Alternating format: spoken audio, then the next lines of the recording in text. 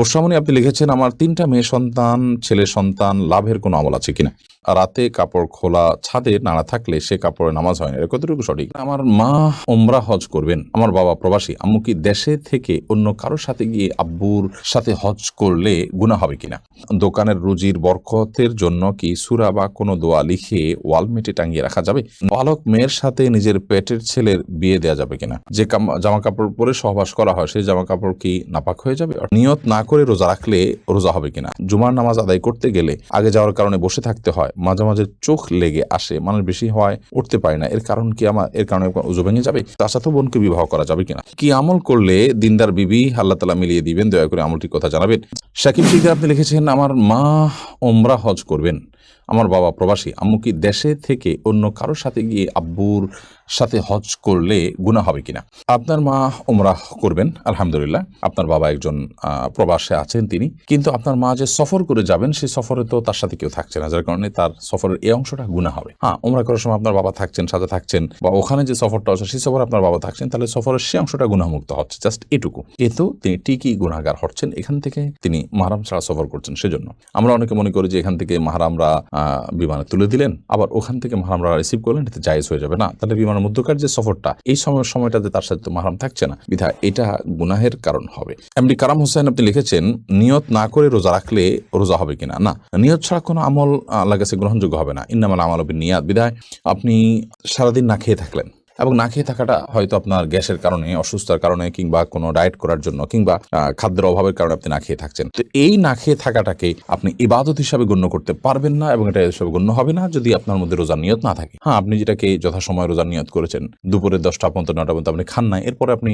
নিয়ত করেছেন ঠিক আছে আজকে তাহলে আমি রোজা রাখলাম। এই যে নিয়ত করলাম, রোজা রাখলাম, যে আমি না খেয়ে থাকছি আল্লাহকে খুশি করার জন্য, এটা একটা ইবাদত, সেই হিসাবে না খেয়ে থাকছি, তাহলে সেক্ষেত্রে আপনার সওয়াব হবে। আয়েশ ফরহাদ আপনি লিখেছেন, দোকানের রুজির বরকতের জন্য কি সূরা বা কোনো দোয়া লিখে ওয়ালমেটে টাঙিয়ে রাখা যাবে? দোকানের রুজি রুটি এবং বরকত লাভের জন্য আপনি আল্লাহ তাআলার কাছে বরকত লাভের যে আমলগুলো আছে, তাকওয়া যদি অবলম্বন করে বান্দা, আল্লাহ বলেছেন লা ফাতাহা আলাইহিম বারাকাতুম মিনাস সামা, আসমান থেকে বরকতের সমস্ত দুয়ারগুলো খুলে দিবেন। অতএব বরকত লাভের জন্য যে আমলগুলো কোরআনে হাদিসে বলা আছে সেগুলো আপনি করবেন, বিসমিল্লাহ বলে শুরু করবেন, তাকওয়ার উপরে প্রতিষ্ঠিত থাকবেন, ইত্যাদি ইত্যাদি, এই কাজগুলো করবেন। এছাড়া সূরা টাঙিয়ে দিলে বরকত হবে এমনটি মনে করার কোনো কারণ নেই, বরং এভাবে সূরা টানিয়ে দেওয়ার বিশেষ কোনো লক্ষ্য বা উদ্দেশ্য থাকে না, যেটা কেন টাঙিয়েছে দেখে তো কেউ পড়তে পারে না অনেক সময়, জাস্ট সৌন্দর্যের জন্য। অনেক উলামায়ে কেরাম ওয়ালমেট হিসেবে এভাবে সৌন্দর্যের জন্য টাঙিয়ে রাখাটাকে নিষেধ করেছেন, যে এটা কোরআনের অমান এবং অসম্মান। কোরআন আসলে আপনার বাসার সৌন্দর্যের জন্য ব্যবহৃত হবে, এটি কোরআনের সাথে যায় না, এটা অনেক উলামায়ে কেরাম বলেছেন, যদিও এর বিপরীত মত আছে। বিধায় বরকত লাভ হবে এর কারণে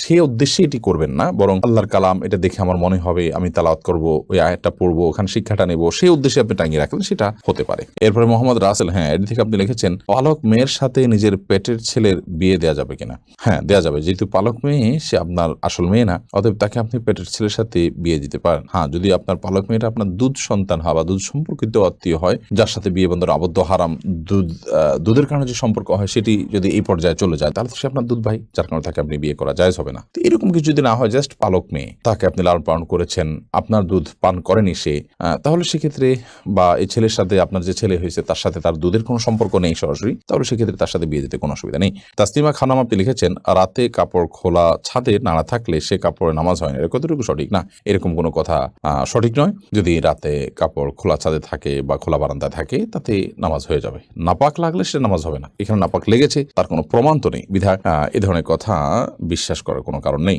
মোহাম্মদ হানজালা আপনি লিখেছেন, আমার ডান পায়ের বৃদ্ধাঙ্গুলি অনেকটাই কেটে গেছে, ডাক্তার বলেছে পানি না লাগাতে, এখন আমার ওযুর জন্য করণীয় কি? বৃদ্ধাঙ্গুলির ওই জায়গাটা যদি ব্যান্ডেজ থাকে বা যেভাবে হোক পানি লাগানোর অসুবিধা হয়, তাহলে আপনি মুখ ধোবেন, হাত ধোবেন, যথারীতি ডান পা, যে পা সমস্যা আছে, যে পা সমস্যা নেই সে পা ধোবেন, যে পায়ে সমস্যা আছে ওই পাও ধোবেন, কিন্তু আঙ্গুলের সমস্যা আছে তাহলে আঙ্গুলটাকে এভাবে উঁচিয়ে আস্তে আস্তে করে আলতো করে পানি দিয়ে বাকি পুরো অংশটা আপনি ধোবেন ভালো করে, যাতে শুকনো না থাকে। যে আঙ্গুলটা ধোয়া নিষেধ, এটার উপর ভিজা হাতকে দিয়ে হালকা আলতো করে মুছে নিলেন, বাস, তাতেই আপনার ওযু হয়ে যাবে ইনশাআল্লাহ তাআলা। গাউসিয়া জামে মসজিদ এটি থেকে আপনি লিখেছেন, রাস্তার দুপাশে দুই সমাজের দুই মসজিদ থাকতে পারবে কিনা? রাস্তার দুই পাশে দুই সমাজের দুই মসজিদ থাকতে পারবে কিনা? মাঝখানে 20 ফুট দূরত্ব, এটা খুবই গর্হিত কাজ। আল্লাহর ঘরকে আমরা এভাবে নিজেদের ঝগড়াঝাটির আপনার অস্ত্র বা মাধ্যম বানানো এটা উচিত নয়। আপনি দুইটা সমাজের বা দুইটা গোত্রের বা দুইটা বংশের মানুষ, দুইটা বাড়ির মানুষ নিজের মধ্যে গন্ডগোল ফাসাদ করে তাদের আলাদা আলাদা ঘরবাড়ি নির্মাণ করবেন আপনারা, সেটা আল্লাহর ঘরের প্রতি অসম্মান। বরং কোন জায়গায় আগে থেকে মসজিদ আছে, সেই মসজিদে আমরা সালাত আদায় করব। তাতে ওই মসজিদ কর্তৃপক্ষ যারা পরিচালনা করছেন বা যাদের বাড়ির সামনে মসজিদ, তাদের সাথে শতমত পার্থক্য থাকুক, তারপরেও সালাত আদায় করব এবং তারাও এখানকার সকল সালাত আদায়কারীকে অ্যাপ্রিসিয়েট করবে, শ্রদ্ধা প্রদর্শন করবে আল্লাহর ঘরের মেহমানদেরকে, তাদের সাথে কোনো প্রকার খারাপ আচরণ করবে না। এটি উভয় পক্ষেরই কর্তব্যের অংশ। আমরা এইভাবে যদি বিভাজন করতে থাকি আল্লাহর ঘর দিয়ে, সেটা অবশ্যই প্রশংসনীয় কিছু নয়। এক্ষেত্রে পুরাতন মসজিদারা যদি অসহায়তা করে তাদের যেমন গুনাহ হবে, নতুন মসজিদারা আলাদা করে আপনার মসজিদ নির্মাণ করে সমাজের লোকদেরকে বিভক্ত করছেন, সেটিও গুনাহ হবে এবং দৃষ্টিকটু হবে, এটি আল্লাহর ঘরের অসম্মান হবে। মোহাম্মদ আহসানুল্লাহ আপনি লিখেছেন, ব্যাংক লোনের গ্যারান্টার হওয়ার ইসলামিক হুকুম কি? যদি লোনটা